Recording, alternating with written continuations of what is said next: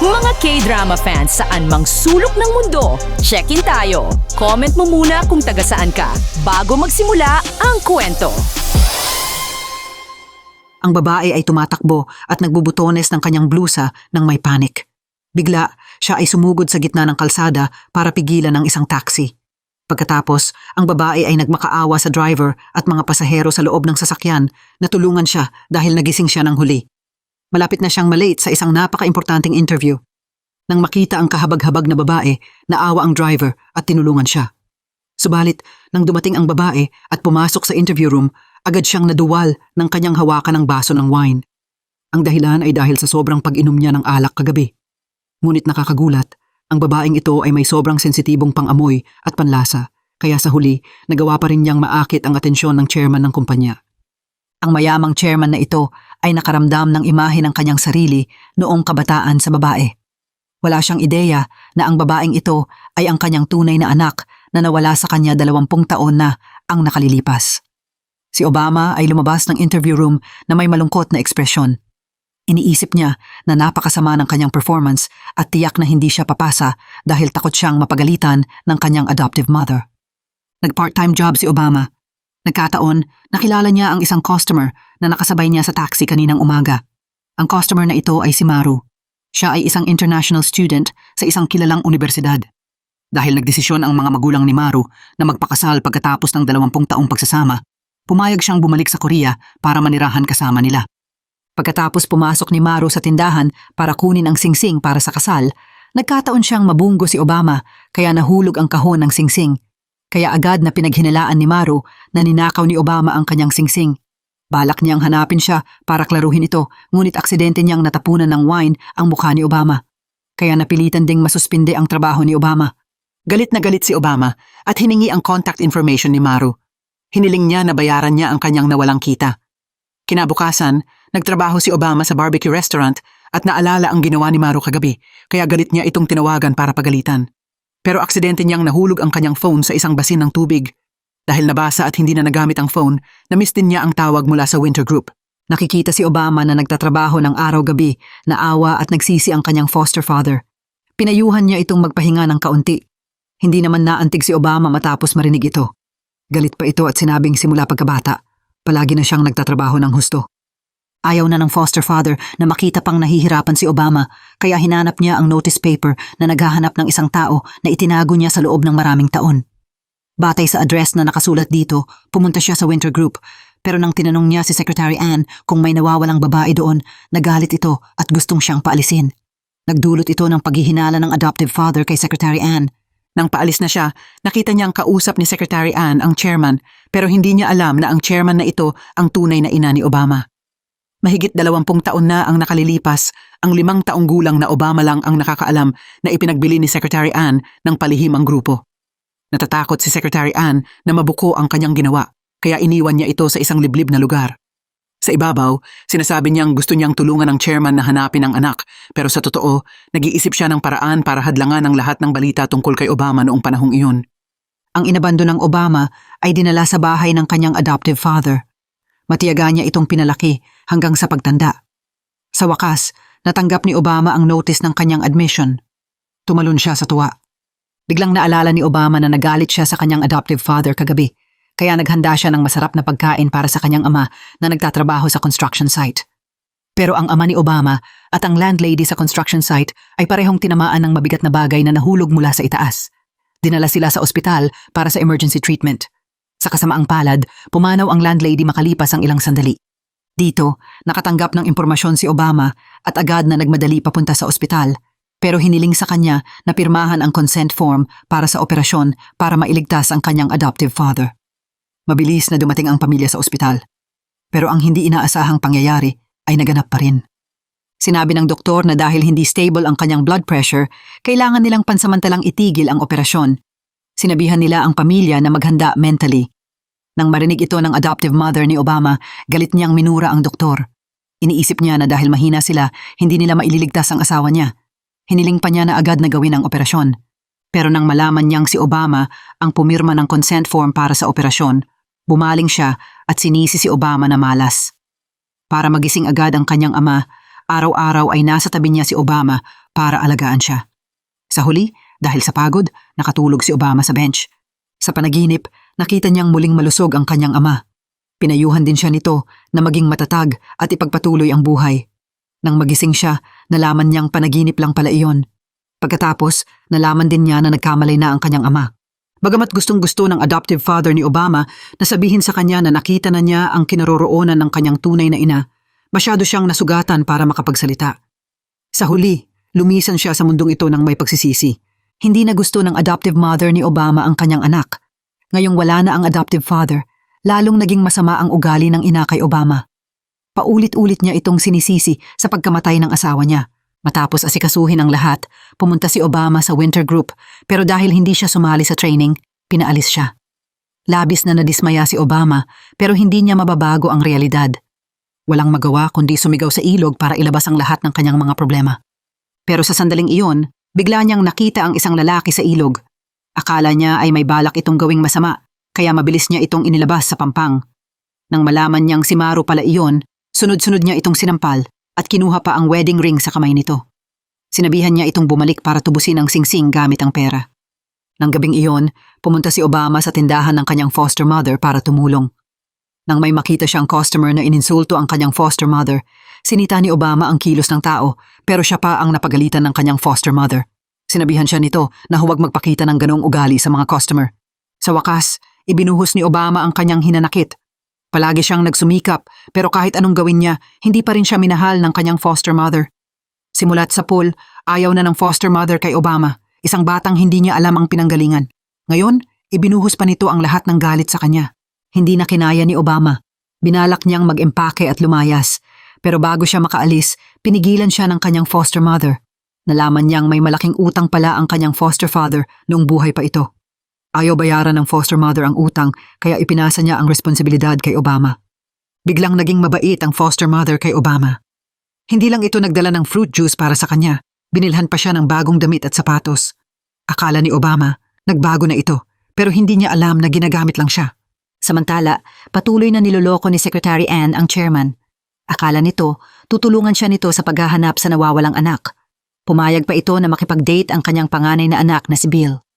Sa sobrang paghahanap sa bunsong anak, halos napabayaan na ng chairman ang panganay na si Aaron. Nang malaman ni Aaron na mas malaki ang shares ng kapatid kaysa sa kanya, galit niyang kinonfront ang ina. Para sa kanya, sobrang biased ito. Nagsumikap siya para sa kumpanya, pero hindi lang siya minahal, mas konti pa ang parte niya kaysa sa kapatid. Hindi inasahan ni Iran na para masaya ang bunsong anak kapag nakauwi, kahit may bagong pamilya ang ama, ayaw pa rin hiwalayan ng ina ang asawa nito. Nagkataon, ang bagong girlfriend ng asawa ng chairman ay ang ina ni Maru. Siya rin ang boss na namatay sa aksidente sa trabaho kasama ang ama ni Obama.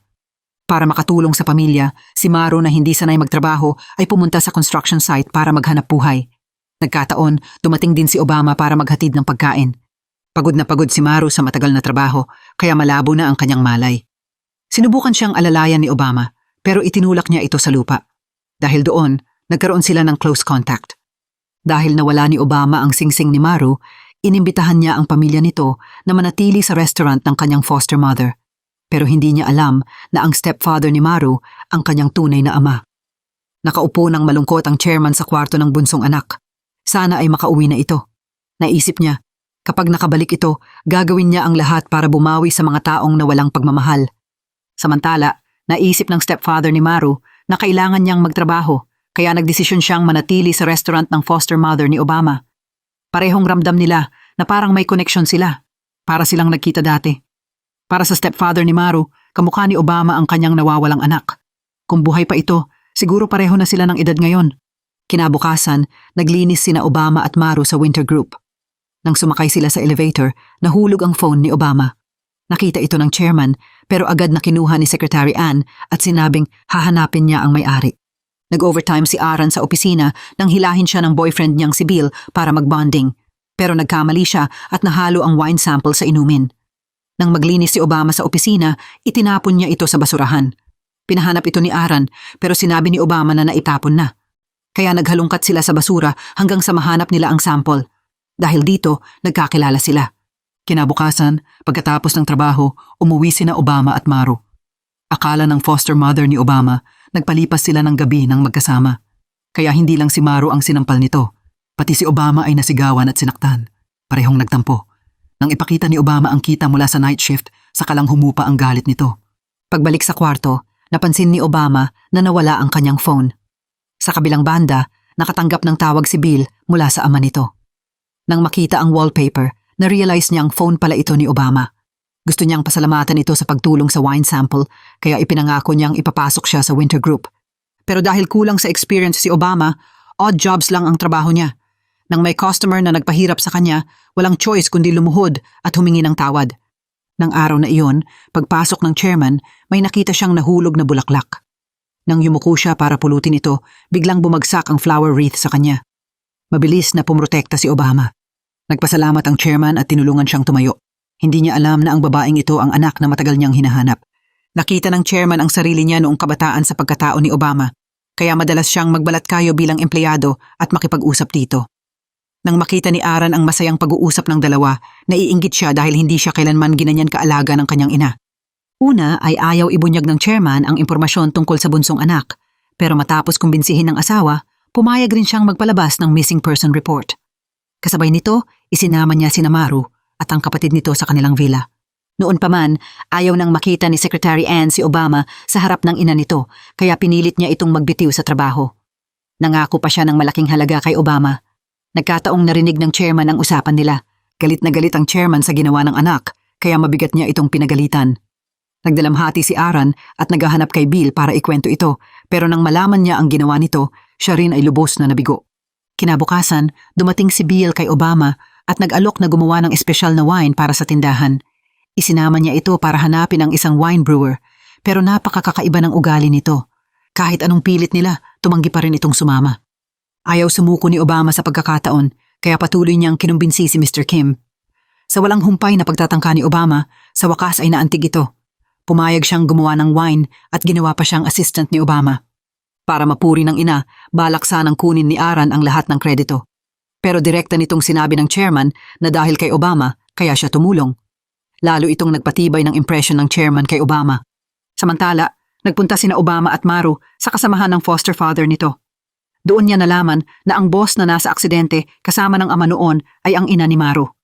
Parehong inakala ng kasamahan na hindi makatarungan ang pagkamatay ng mga mahal nila sa buhay. Nagtaka pa ito kung bakit agad naging malapit sina Obama at Maru. Hindi maitago ng dalawa ang gulat at hiya. Kinabukasan, nagkita ulit sila pero dahil sa sinabi ng kasamahan, nahihiya silang magbatian. Isang gabi, habang nag-overtime, natikman ni Obama ang bagong wine. Naalala niya ang mga masasakit na pangyayari at napasobra ng inom. Nakita ni Bill na lasing na ito, kaya inalok niyang iuwi ito. Pero nais munang umupo ni Obama sa porch para sober up. Maingat na nakipag-usap si Bill kay Obama. Nang sumandal ito sa balikat niya, bigla siyang nagkaroon ng kakaibang pakiramdam para rito. Gustong-gusto ng chairman ang bagong wine, pero kailangan pa nito ng professional na magre-representa nito. Agad na naisip ni Bill sina Mr. Kim at Obama. Sana ay makagawa sila ng commercial. Pagkatapos ng makeup at styling, nag-iba ang itsura ni Obama. Pero hindi ito nagustuhan ni Aaron. Sinabi nitong ginawa lang ito ni Obama para mang-akit. Nang makita niyang kakampi ni Obama si Bill, galit na umalis ito. Hindi natuwa si Mr. Kim sa plano ng commercial.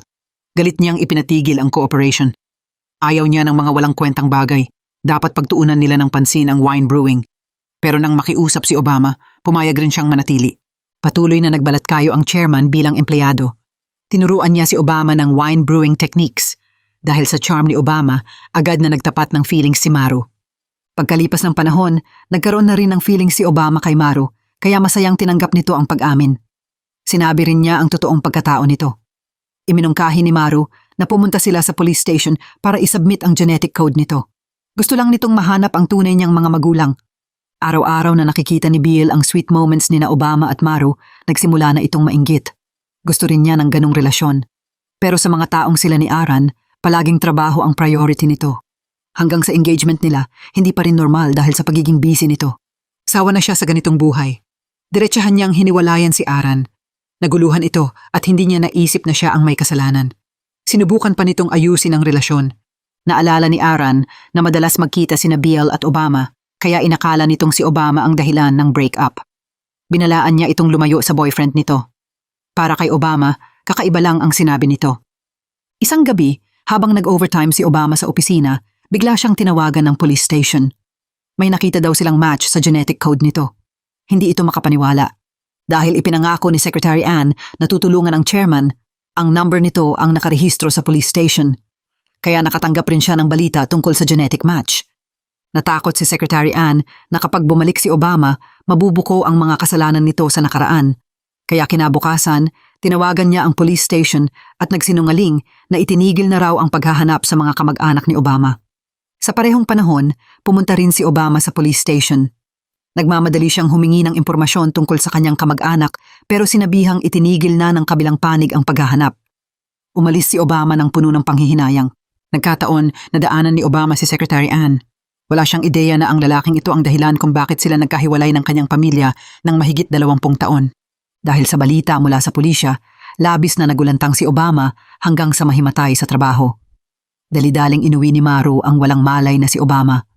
Habang inaaliw ni Maru si Obama, biglang sumulpot ang foster mother nito at nakita ang dalawang nagmamahalan. Galit na galit ang foster mother at gustong pagbantaan si Maru.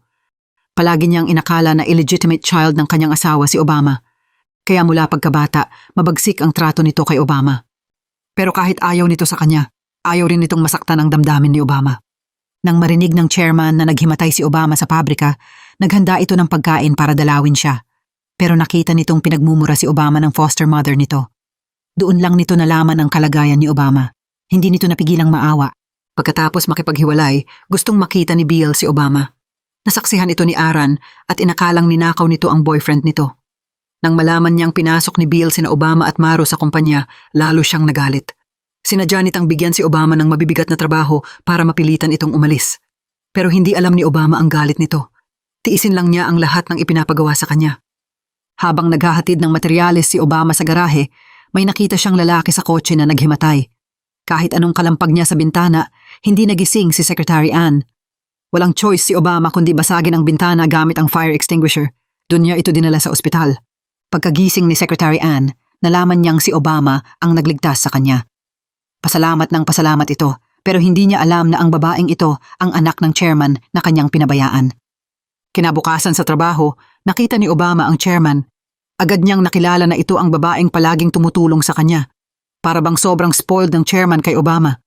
Lalo lang tumindi ang galit ni Aran. Habang pinapanood ng chairman ang trabaho, may nakita itong hairpin sa sahig. Agad niyang nakilala na ito ay gawa niya para sa kanyang anak. Nagpanik ang ina at akala niya naroon na ang anak niya, kaya sumingit ito sa filming para itanong kung kanino ang hairpin. Naguluhan si Aran sa ginawa ng ina. Hindi niya maintindihan kung bakit biglang nagpanik ang palaging kalmadong ina.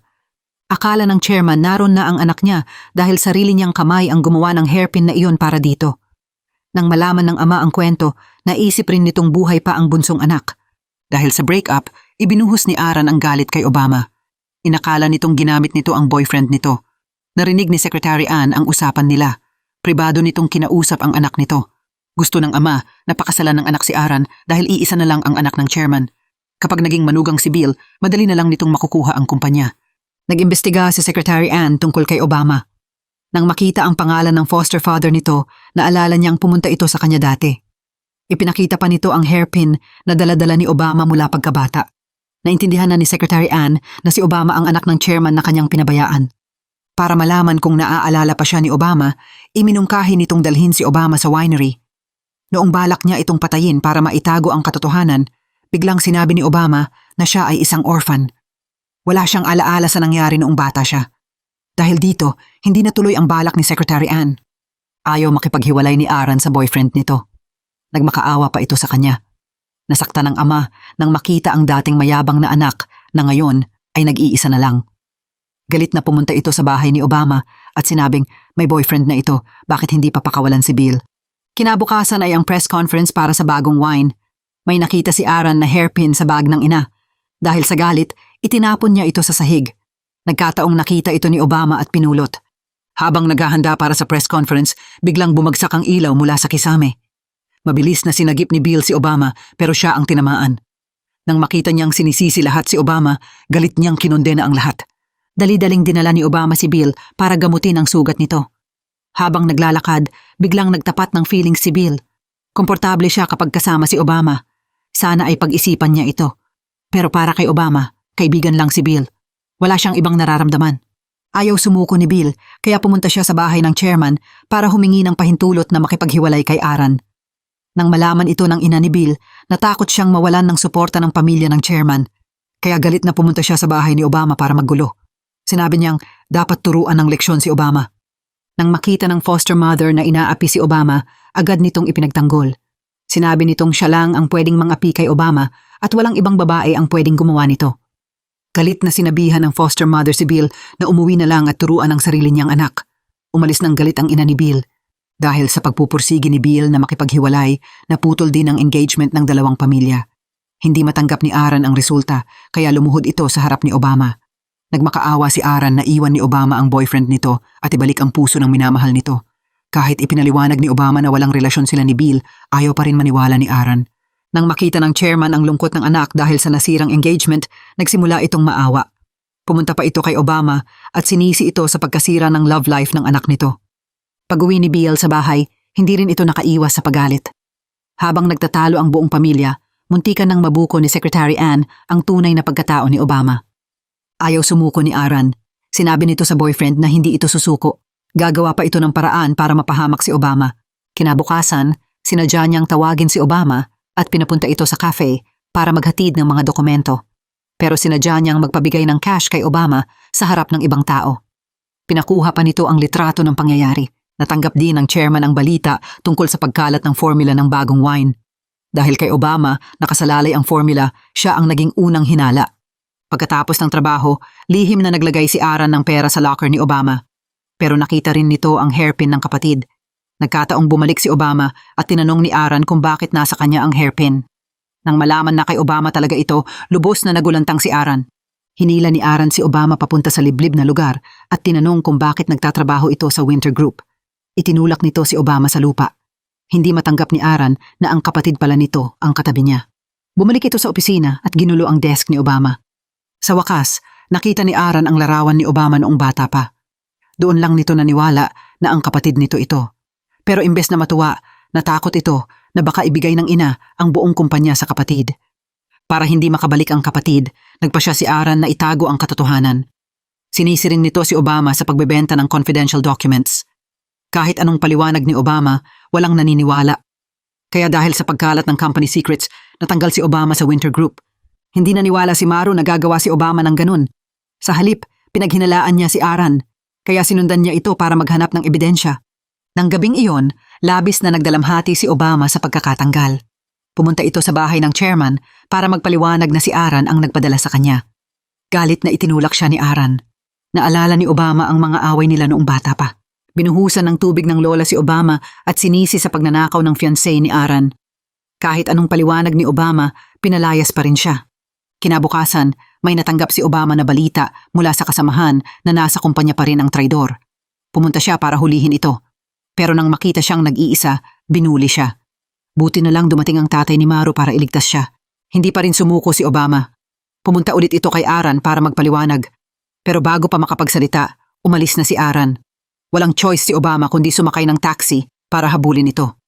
Habang nagmamaneho, nabangga ni Aaron ang puno sa gilid. Tumawag ito sa ina para humingi ng tulong.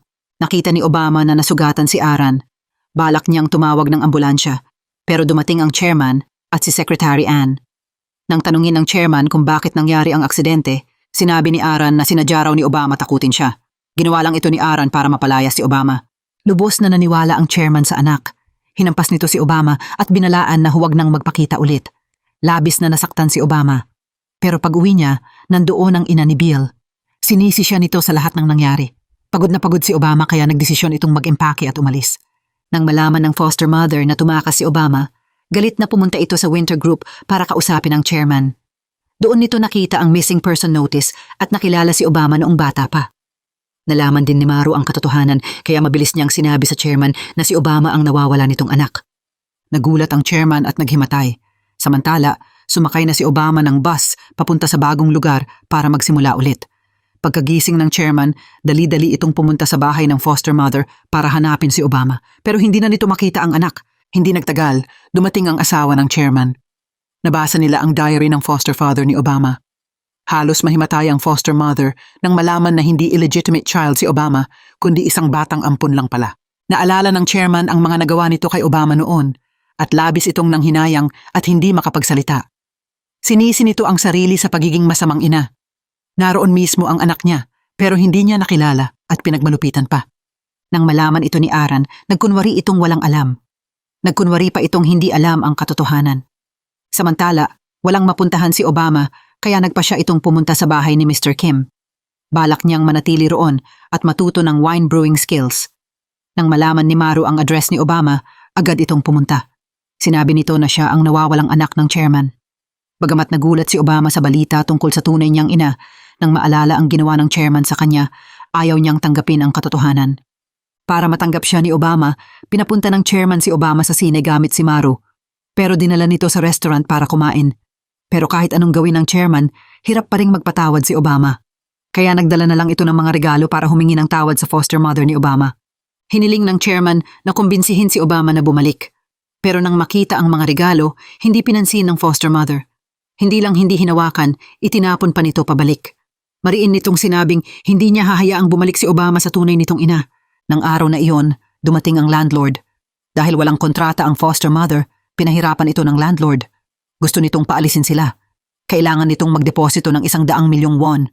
Dahil wala itong pera, napilitang pumunta sa Winter Group at humingi ng pera bilang kapalit ng pagpapalaki kay Obama sa loob ng 20 taon. Nasaksihan ito ni Obama at galit na sinisi ang foster mother. Nang malaman ng lola na kailangan ng pera, lihim itong pumunta sa bahay at dinala ang lahat ng ipon. Hiniling nitong pabalikin si Obama sa tunay nitong pamilya, pero mariin itong tinanggihan ng foster mother. Kinabukasan, dinalhan ng chairman ng pera ang foster mother. Nang malaman ni Obama, ibinalik niya ang pera. Humingi ng tawad ang chairman at sinabing hindi dapat niya ginanoon si Obama noon.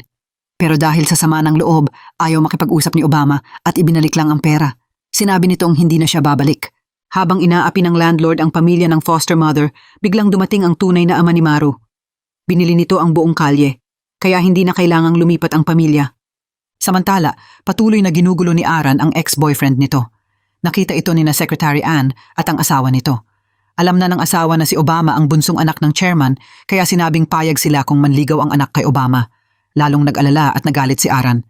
Para mapabalik si Obama, dinala ng chairman ang ebidensya ng paghahanap nito sa bahay ng foster mother. Sinabi ni Obama na iisa lang ang ina niya, ang foster mother.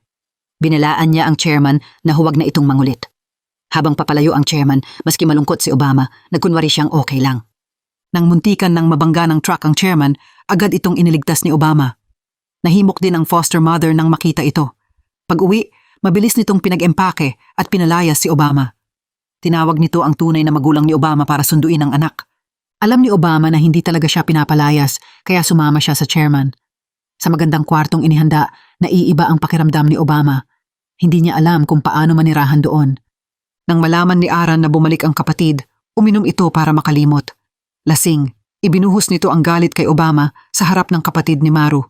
Kinutya pa nito si Obama. Kinabukasan, bumalik si Obama sa trabaho sa Winter Group. Tanghali, dinalhan sila ng ama ng lunch. Nakita ni Aaron kung gaano kamahal si Obama ng mga magulang. Hindi niya papayagang makuha ang pagmamahal na para sa kanya, kahit pa kapatid niya ito. Para mapaalis si Obama, may naisip si Aaron. Habang kumakain ang pamilya, iminungkahi niyang mag-party para kay Obama. Inimbita nito ang lahat ng kamag-anak, pero pinagkumpara ng mga kamag-anak ang dalawang magkapatid. Habang nai-insecure si Obama, sinadya itong iligtas ni Aaron. Akala ng lahat, mahal na mahal ni Aaron ang kapatid, pero peke lang pala. Habang nagbubuhos ng tubig, naisip ni Aaron ang pag-agaw ng kapatid sa pagmamahal ng ina. Galit na dinurog nito ang baso. Nang makita ang kamay ni Aaron na duguan, nagsisi si Obama. Akala niya dahil sa party, kaya nasaktan ang kapatid. Akala ni Obama totoo ang pagmamahal ng kapatid, kaya tinawag niya itong ate. Pero nang walang tao, sinabi ni Arang na ayaw nito sa pagbalik ni Obama. Lalo nitong ayaw na mas maganda ang buhay ni Obama. Labis na nasaktan si Obama. Pero nang gustong umalis, pinigilan siya ni Aaron dahil kailangan nitong magpanggap na mabuting kapatid sa harap ng iba. Isang gabi, habang natutulog si Obama, bigla itong nagmulat ng mga mata at nakita si Aaron na nakaupo sa tabi ng kama. Hindi inaasahan, humingi ng tawad si Aaron. Personal pa nitong isinuot kay Obama ang magkapares na bracelets. Naguluhan si Obama sa ginawa ng kapatid. Hindi niya alam kung totoong nagustuhan na siya ni Aaron o hindi. Gusto ng chairman na ipakilala ang tunay na pagkatao ni Obama sa harap ng mga empleyado, kaya pinlano nitong ilunsad ito sa product announcement. Hindi natuwa si Aaron sa desisyon ng ina. Sa galit, sinira nito ang lahat ng wine samples na nakadisplay. Nang malaman ni Obama ang nasirang wine samples, mabilis na pumunta siya kasama ni Maro sa wine factory para kumuha ng panibago. Pero sa daan, may nangyaring aksidente. Agad na dumating ang chairman sa ospital. Nang makita nitong okay si Obama, doon lang ito nakahinga ng maluwag. Dumating rin ang foster mother ni Obama nang mabalita ang nasugatan ito. Sinisi nito ang chairman sa hindi maayos na pag-aalaga. Natakot ang chairman na baka kunin pabalik ni Obama ang foster mother nito, kaya inalok nito ang foster mother ng 500 milyong won kapalit ng paglipat ng household registration ni Obama sa kanila. Inatasan ni Secretary Ann ang chairman na pumunta sa bahay ng foster mother ni Obama. Nang malaman ng foster mother na hindi nito makikita si Obama sa loob ng 3 taon, galit na tumanggi ito. Nabalitaan rin ni Obama na pumunta si Aaron sa sample room kaya tinanong niya kung sinadya ba nitong sirain ang wine samples. Nagtalo ang dalawa at pumunta sa sample room. Sa hindi sinasadyang pagkakataon, nagsalita si Aaron na siya nga ang may gawa nito. Narinig ng chairman ang sinabi ni Aaron at labis na nagalit.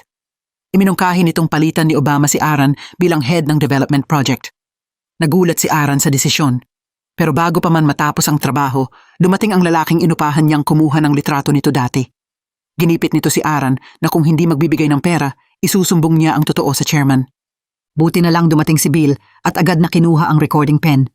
Nang gabi, habang pinapakinggan ni Aaron ang recording, nahuli siya ng ama. Nang marinig ang buong nilalaman, galit na sinisi ng ama si Aaron sa pagiging malupit nito. Nag-confess si Aaron sa pagkakamali at nag-empake para umalis. Mabilis na hinabol siya ni Obama pero itinulak siya ni Aaron. Sinabi ni Aaron ang nararamdaman nito.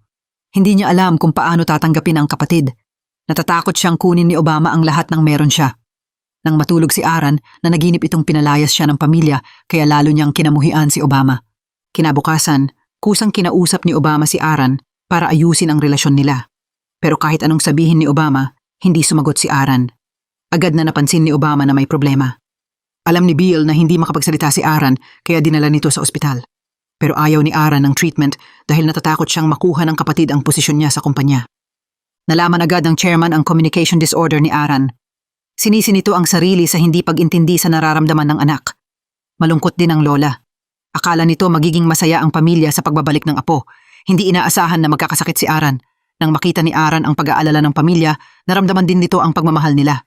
Para bumawi sa pagkukulang kay Aaron, nagpasya ang chairman na ilipat ang shares nito kay Aaron. Nang malaman ito ni Aaron, tuwang-tuwa ito. Pero nang malaman niyang gusto ng ina na si Obama ang mamahala sa wine research lab, nagsimula ulit itong magselos. Kailangan niyang makahanap ng paraan para pigilan ang desisyon ng ina. Biglang tumunog ang phone ni Aaron. Nang malaman na tawag mula sa restaurant, sinabi ni Aaron na hindi nito ibebenta ang wine. Narinig ito ni Obama at nalaman na nakakapagsalita na pala si Aaron. Mabilis na hinila pabalik ni Aaron si Obama at nagsinungaling na ipapaliwanag nito sa mga magulang. Hiniling din nito na itago ni Obama ang sekreto. Samantala, labis na nag-aalala si Secretary Ann. Dahil nalaman ang tunay na pagkatao ni Obama, tumawag ang taong bumili ng sekreto nito dati para humingi ng pera. Nang sagutin ni Secretary Ann ang tawag, nahuli siya ng anak na si Bill. Lihim na sinundan ni Bill ang ama sa hagdanan at doon nito nalaman ang buong katotohanan. Nagulat si Bill. Nalaman niyang sinadya palang pinabayaan ng ama si Obama noon. Kinabukasan, nalaman ni Aaron na pinalitan siya ni Obama sa TV interview kaya mabilis itong pumunta sa TV station para pigilan ang recording. Nagulat ang chairman. Nang malaman nitong matagal nang nakakapagsalita si Aaron, inakala nitong sinadya itong pagluloko nito. Kaya nagpa siya itong bawiin ang shares na ibinigay kay Aaron. Nang malaman ni Secretary Ann na alam na ng anak ang sekreto, nagmakaawa ito sa anak na huwag ibunyag ang krimen. Para mawala ang lahat ng panganib, balak nitong pumatay para maitago ang katotohanan. Buti na lang sinundan at pinigilan siya ni Bill.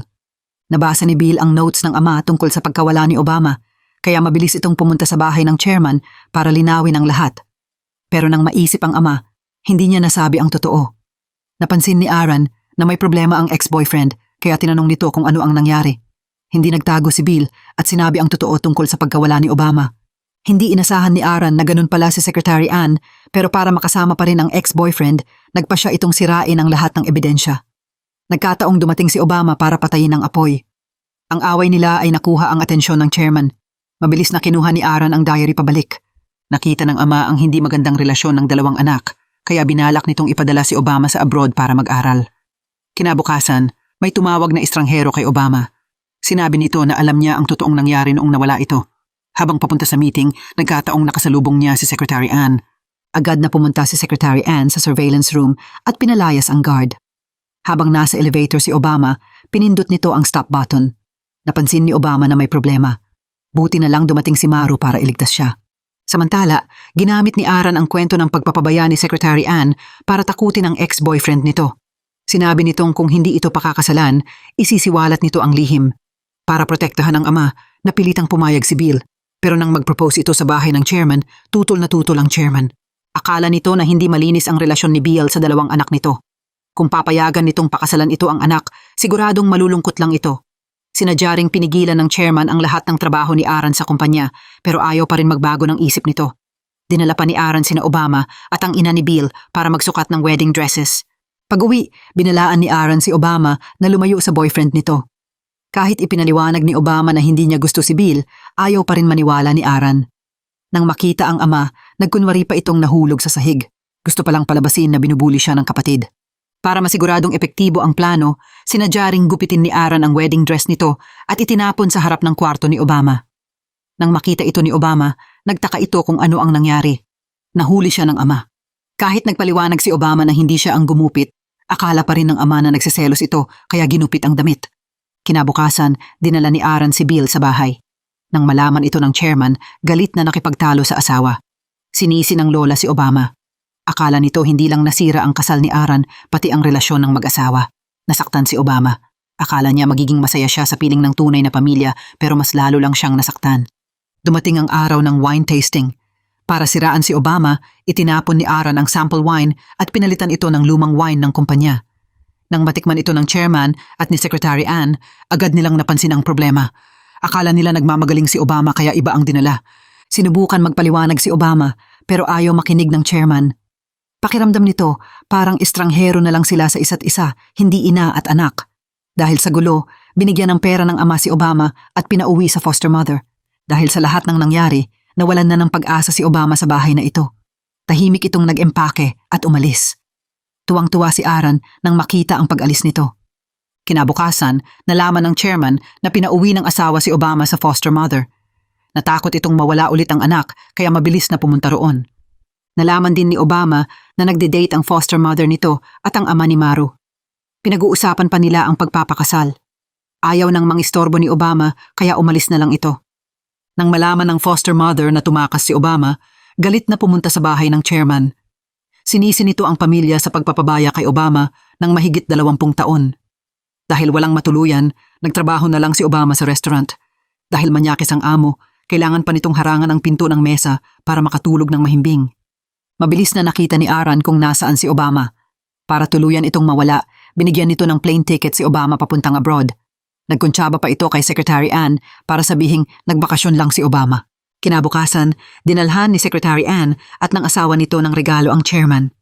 Galit na sinabi ng chairman na dapat hintayin muna ang pagbalik ni Obama bago mag-engage si Aaron. Nasaktan si Aaron.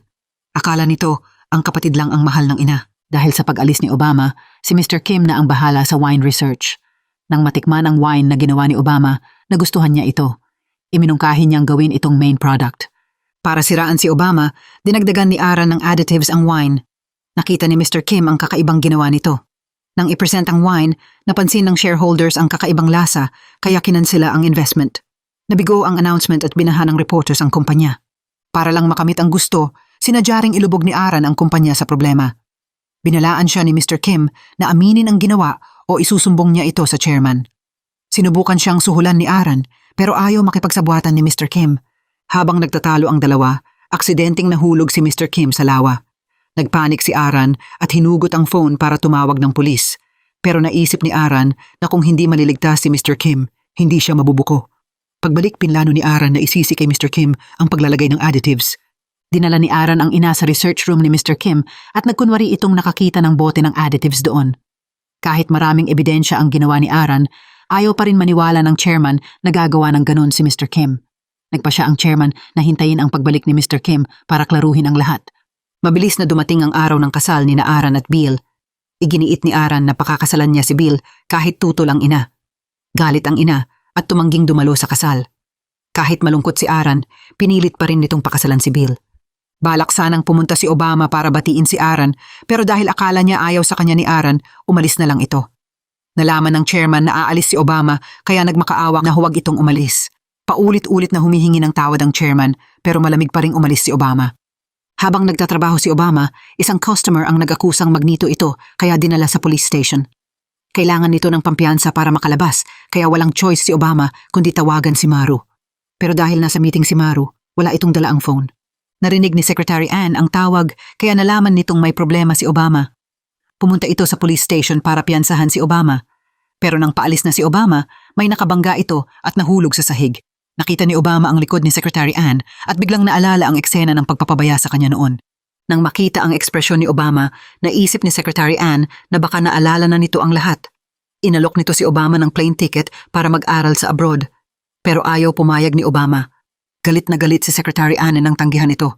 Tinanong nito kung ano ang naalala ni Obama. Hindi nagtago si Obama. Sinabi nitong alam na niyang si Secretary Ann ang nagpabaya sa kanya noon. Natakot si Secretary Ann na mabuko ang krimen nito kaya nag-isip ng paraan para paalisin si Obama. Isang gabi habang naghahanda matulog si Obama, may pumasok na magnanakaw. Dumating si Secretary Ann para iligtas si Obama. Nagpasalamat si Obama pero isa lang pala itong palabas na isinulat ni Secretary Ann. Nag-alala si Maru nang malaman ang nangyari kay Obama kaya pumunta ito sa tunay nitong ama para humingi ng tulong. Nalaman niyang hindi pala walang trabaho at tamad ang ama gaya ng sinasabi ng lahat. Mayaman pala ito pero simple lang mamuhay. Dinala ng ama ni Maru si Obama sa isang villa at sinabing binili nito ang lugar para gawing bahay pag nagpakasal sila ng foster mother ni Obama. Naiintindihan nito ang kalagayan ni Obama at alam nitong hindi ito masaya sa bahay ng tunay nitong ina kaya pinapunta nito sa villa para doon manirahan. Biglang bumalik si Mr. Kim ng buhay. Nang malaman ni Obama na napagbintangan ito dahil sa wine na niluto nito, labis itong nagsisi. Kaya bumalik si Obama sa Winter Group para hanapin ang katotohanan. Nag-alala si Aaron nang mabalitaang bumalik si Obama. Natakot itong baka mahalata ang ginawa nito. Kinabukasan, narinig ng asawa ni Secretary Ann ang usapan ng anak at manugang kaya nalaman nito na ang asawa nito ang nagpabaya kay Obama. Nang marinig ito, natakot ito at tinanong ang asawa kung totoo nga ba. Sa harap ng pagtatanong ng asawa, kinailangang aminin ni Secretary Ann ang katotohanan. Noon, may sakit ang biyenan nito at kailangan ng pera para sa gamutan, kaya napilitan itong ibenta ang sekreto ng kumpanya. Dahil takot siyang mabuko ni Obama, pinabayaan na lang nito ang bata. Nagkataong pumunta rin si Maru sa rooftop at narinig ang lahat ng sinabi ni Secretary Ann. Balak itong sabihin kay Obama ang totoo. Nakita ito ng asawa ni Secretary Ann kaya mabilis na pinigilan. Inakay nito si Obama sa hagdan at nagsinungaling na gustong maging manugang ng chairman si Maru kaya nagsisinungaling ito. Dahil sa labis na pagkabigla, itinulak nito si Obama sa sahig. Ang pagkahulog na ito ang nagpaalala kay Obama ng eksena ng pagpapabaya sa kanya noon. Maliwanag na naalala niyang si Secretary Ann ang gumawa noon. Mabilis na umuwi si Obama para itanong sa chairman ang totoo, pero nagkunwaring naghimatay si Aaron para pigilan si Obama. Iniisip kasi ni Aaron na kapag nalaman ang totoo, may tsansang makuha ni Obama ang kumpanya. Parehong nag-iisip ni na Aaron at asawa nito ng paraan para pigilan si Obama. Kahit si Bill ngayon ay wala nang pakialam sa nakaraan. Basta lang maprotektahan ng ama nito, gagawin nito ang lahat. Kinabukasan, pumunta si Bill para balaan si Obama na huwag sabihin ang totoo. Nang makita ni Maru na pinagbantaan si Obama, hinataw nito si Bill. Para protektahan ang asawa, ginawa ng asawa ni Secretary Ann ang lahat pati pagluhod para humingi ng tawad kay Obama. Ipinakita pa nito ang divorce petition ng anak at manugang. Sinabi nitong masaya ang dalawa, pero dahil kay Obama, kailangan silang maghiwalay. Kahit gustong-gusto sabihin ni Obama ang totoo, ayaw nitong sirain ang pagsasama ni na Aaron. Kinabukasan sa trabaho, napansin ni Obama na palaging nasusuka si Aaron. Agad nitong tinanong kung buntis ba ito. Nakita ni Aaron ang inosente niyang kapatid, kaya ginamit nito ang pagbubuntis para pigilan si Obama sa pagsasabi ng totoo. Samantala, ang lola at tita ni Obama ay lihim na ipinagbili ang winter chain of stores sa iba sa murang halaga. Hindi na makayanan ng chairman ang mga ginagawa nila. Sa galit, pinalayas niya sila sa bahay. Walang matuluyan ang grupo kaya tumakbo sila sa bahay ni Secretary Ann. Biglang nagkaroon ng masamang ideya ang asawa ni Secretary Ann nang makita ito. Sinabi nitong gusto nitong palitan ang asawa bilang chairman. Kinabukasan, habang ini-interview ang chairman, sinamantala ng asawa ni Secretary Ann ang pagkakataon. Sinabi nitong sinisiraan ng lola ang chairman sa harap ng media. Naniwala ang lola sa sinabi ng asawa ni Secretary Ann. Sa harap ng media, sinabi ng lola na pinalayas siya ng chairman. Agad na pumagitna si Aran. Biglang dumating si Obama na may dalang espesyal na wine. Sinamantala ng lola na sabihin sa reporters na pinabayaan ng magulang si Obama. Hanggang ngayon, wala pa ring pagmamahal ang mga magulang nito. Nagulat ang reporters sa sinabi ng lola. Biglang naging sentro ng atensyon ang Winter Group. Pagkalabas ng anak at manugang, sinabi ng asawa ni Secretary Ann na kailangan nilang makuha ang Winter Group. Nagkataong narinig ito ni Obama. Binalaan sila ni Obama na huwag gawin iyon. Kung hindi niya sila palalampasin. Mabilis na kumalat ang masasamang balita tungkol sa chairman. Naghagis ng bulok na itlog ang mga tao sa harap ng kumpanya. Hinarang pa nila ang bahay ng chairman. Para magpakitang mabuting anak, dinala ni Aran ang ina sa bahay ng asawa para iwas sa reporters. Gusto rin niyang samantalahin ito para talunin ang chairman. Lihim na sinuhulan ng asawa ni Secretary Ann ang mga reporters. Pinapasok niya ang bahay para i-interview ang chairman. Nagkataong narinig ito ni Obama at Maru na gustong tulungan ng chairman. Kusang sumagot si Obama sa interview at inamin nitong siya ang nagdulot ng gulo sa pamilya. Naintindihan ng foster mother na gustong tulungan ni Obama ang chairman, kaya pumayag itong bumalik si Obama para tumulong. Pero nang makarating sa bahay, narinig ni Obama ang pangungutya ng lola sa chairman. Labis itong nanghinayang sa nakita. Para pasayahin ang chairman, unang beses na tinawag ni Obama ang ina nito. Hanggang ngayon, hindi pa rin nakikita ng chairman ang tunay na ugali ni Secretary Ann. Hindi lang siya nagpasalamat sa pagtulong nito, pinromote pa ito bilang direktor ng Winter Group. Naguluhan si Obama sa ginawa ng ina. Magsasabi na sana si Obama ng totoo tungkol kay Secretary Ann, pero nagkunwaring buntis si Aran para pigilan siya. Nang makita ang tuwa ng ina, nagtimpi muna si Obama para hindi masira ang saya. Nagsisi si Aran sa panloloko nito. Nagpunta ito sa bar para malimutan ang problema. Sinundo siya ng asawa. Pag-uwi, sinabi nito ang pagpapanggap na buntis. Nagkataong narinig ito ng chairman at Obama. Nalaman ni Obama na niloko siya ni Aran. Hindi na ito nakapagpigil. Inamin ni Secretary Ann ang totoo sa harap ng lahat. Sinabi ni Obama ang nangyari noon. Hindi makapaniwala ang lahat sa narinig. Ang tapat na Secretary Ann pala ang may gawa noon. Ayaw na ng ama na magkarelasyon pa ang anak at si Secretary Ann, kaya pinalayas niya si Aran sa bahay ng asawa nito. Pero tumanggi si Aran at ayaw umalis. Nang malaman ng chairman ang ginawa ni Secretary Ann, nagulat ito. Doon niya naintindihan na ang pagtulong nito ay para hindi sila magkita ng anak. Kinabukasan, humingi ng tawad ang asawa ni Secretary Ann sa chairman. Pero hindi ito matanggap ng chairman. Pinapaalis niya ito sa Winter Group. Tumanggi si Secretary Ann at sinabing hindi siya aalis basta-basta. Hindi na nagtago ang ama ni Maru sa pagiging mayaman nito. Binili nito ang tindahan para sa foster mother ni Obama at dinala ito sa mamahaling restaurant. Nalaman din ng lola ang ginawa ni Secretary Ann. Galit na pumunta ito sa bahay nito para kagalitan.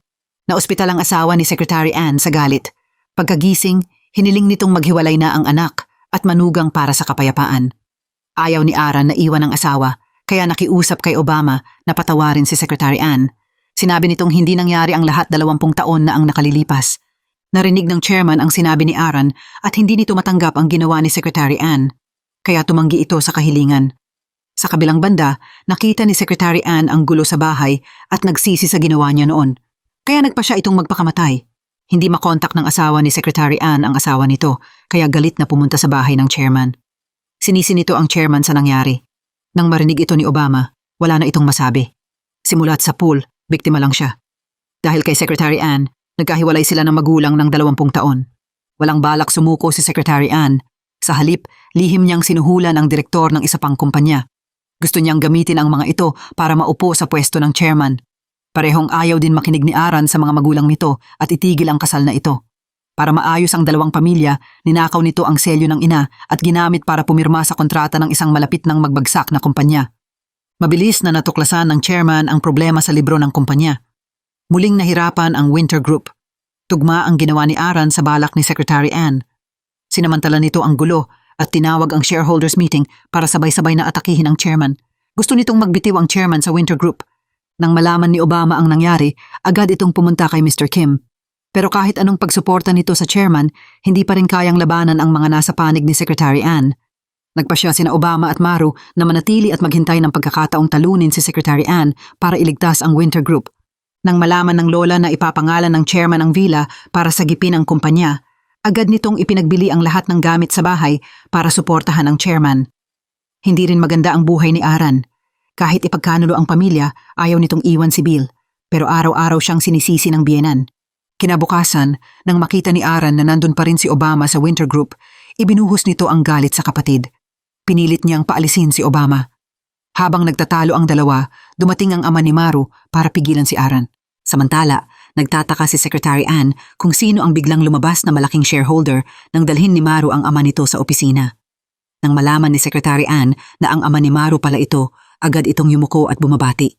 Hiniling ng ama ni Maru na alagaan nito si Obama.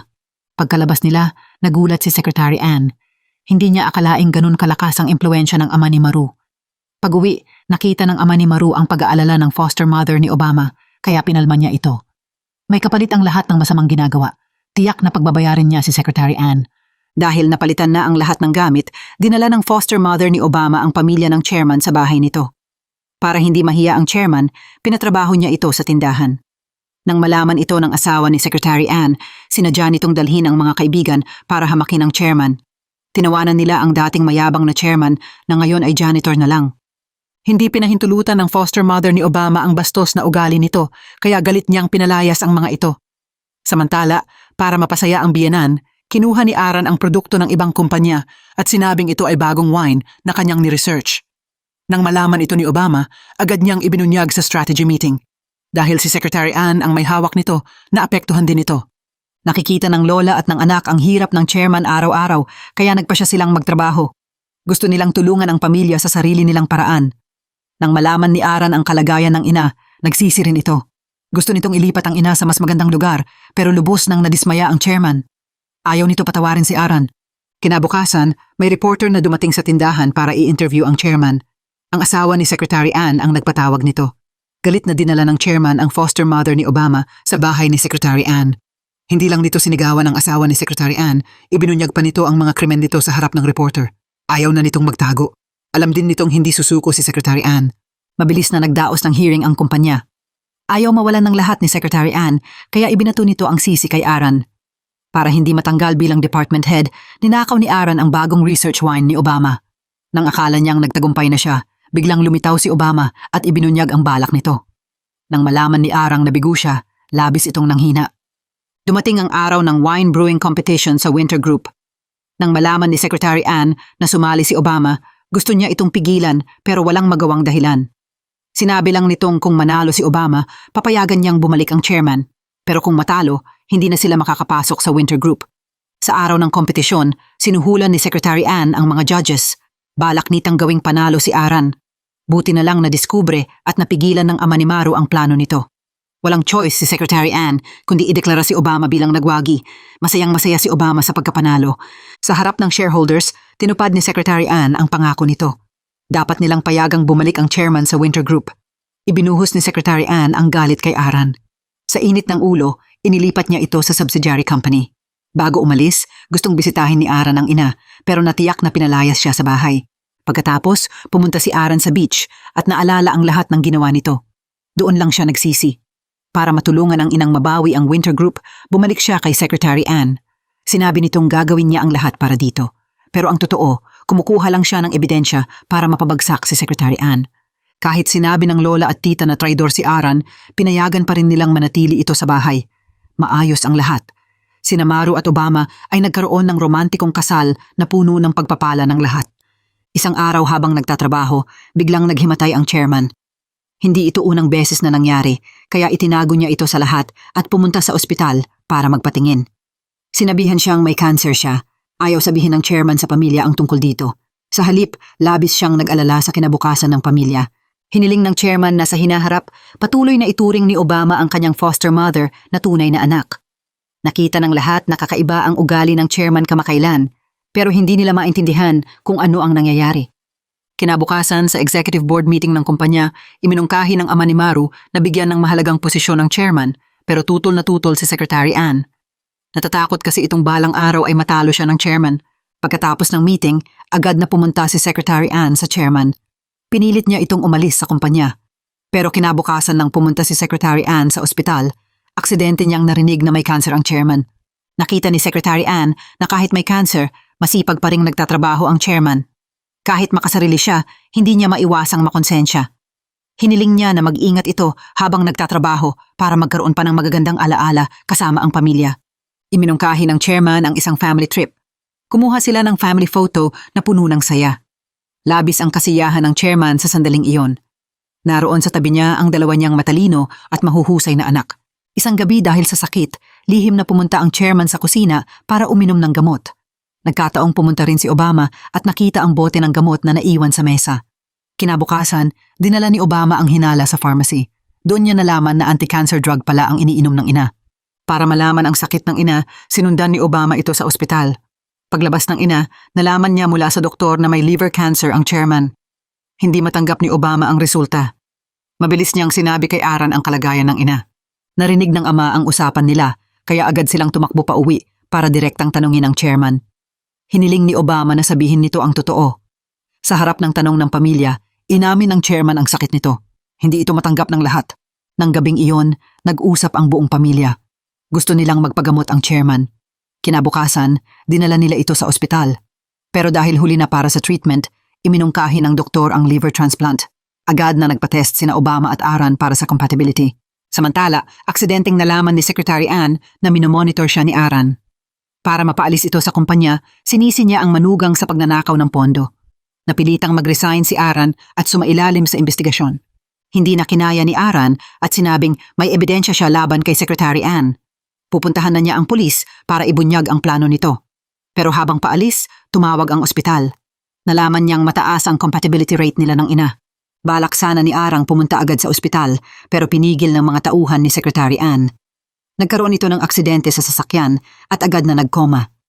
Nakita ito ni Secretary Ann pero hindi tumawag ng ambulansya. Sinamantala niyang burahin ang lahat ng ebidensya. Nang mabalita ang naaksidente at naospital si Aaron, agad na pumunta ang buong pamilya. Pinaghinalaan ni Bill na may kinalaman ang ama sa aksidente. Gusto niyang marinig ang sagot mula sa bibig ng ama. Para itago ang krimen, itinanggi ni Secretary Ann na siya ang may gawa. Ayaw nang makita ni Bill na nagkakamali ang ama, kaya ibinigay niya ang travel diary ng sasakyan kay Obama. Sa anniversary ceremony kinabukasan, habang kumpiyansa si Secretary Ann sa entablado, biglang lumabas sa screen ang eksena ng pag-uutos nito na sakta ng chairman. Dahil dito, nalaman ng mga empleyado ang tunay na ugali ni Secretary Ann. Umalis ang lahat ng may panghihinayang. Naiwan si Secretary Ann at hindi alam kung kanino lalapit. Habang nagwawala ito sa gate ng kumpanya, dumating ang pulis at arestuhin siya sa pagnanakaw. Sa kabilang banda, nalaman ni Obama na buntis siya pero hindi siya masaya. Koma si Aaron at hindi siya makakapag-donate ng atay dahil sa pagbubuntis. Labis ang pagsisisi ni Obama. Pinayuhan siya ng chairman na huwag masyadong malungkot. Ayaw rin nitong mawalan ng apo para lang maligtas siya. Dahil nakulong si Secretary Ann, walang nag-asikaso sa kumpanya. Hiniling ng ama ni Maru na bumalik ang chairman. Kahit nag-aalala ang pamilya sa sakit nito, ayaw ng chairman na bumagsak ang kumpanya. Kaya kahit pinipigilan, bumalik siya sa trabaho. Samantala, nakapagtaka si Secretary Ann mula sa kulungan. Nakita niya ang wanted notice sa dyaryo kaya lihim niyang kinuntak ang asawa para makakuha ng passport at takas sa ibang bansa. Balak sana ni Secretary Ann na bisitahin si Aaron bago umalis, pero nagulat siya nang biglang mulat ito. Para makahanap ng liver donor, araw-araw pumupunta si Obama sa ospital para magtanong. Aksidente niyang nalaman na may taong compatible ang atay pero ayaw mag-donate. Nagbigay ito ng pag-asa kay Obama. Mabilis niyang hinanap ang impormasyon ng taong iyon. Pagkatapos gumaling sa karamdaman, bumalik si Aaron sa bahay ng asawa at nag-empake ng mga gamit para magpaalam. Sa pagkakataong ito, nagkataong nalaman ni Obama na nagpa-compatibility test si Secretary Ann. Nang marinig ni Aaron na may angkop na donor, nahulaan niyang si Secretary Ann ang taong iyon. Samantala, nakaupo si Secretary Ann sa sasakyan habang papunta sa paliparan. Naalala niya ang mga nagawa niya noon, kaya hindi napigilan ng konsensya niya ang luha. Papasakay na sana siya sa eroplano nang biglang may tumawag mula sa ospital. Nagulat siyang malaman na siya pala ang compatible organ donor ng chairman. Subalit pagkatapos ng eksaminasyon, sinabi ng doktor na lumala ang kalagayan ng chairman. Kahit may mahanap na compatible na atay, wala na itong saysay. Nang malaman ang sitwasyon, pumunta ang chairman sa foster mother ni Obama para magpasalamat ng time team. Hiniling niya na alagaan nito si Obama sa mga susunod na araw. Ngayon ay nagsisisi na si Secretary Ann sa kanyang mga nagawa. Humingi siya ng tawad sa chairman. Sa sandaling iyon, pinili na nitong patawarin at hindi na magtanim ng galit sa mga nagawa ni Secretary Ann. Agad na sumuko si Secretary Ann at tinanggap ang parusa ng batas. Ngayon, ginugol ng chairman ang huling mga araw ng masaya kasama ang pamilya. Payapa siyang pumanaw sa mundo. Makalipas ang ilang buwan, nagkaanak si Obama ng isang magandang anak na lalaki. Hindi rin niya binigo ang mga inaasahan ng ina at nagtayo ng Distillation Research Lab sa pangalan nito. Sa sandaling ito, sa wakas ay naunawaan ng lahat na ang pagpapahalaga sa mga taong kasama mo araw-araw ang tanging paraan upang walang pagsisisi sa mga darating na panahon.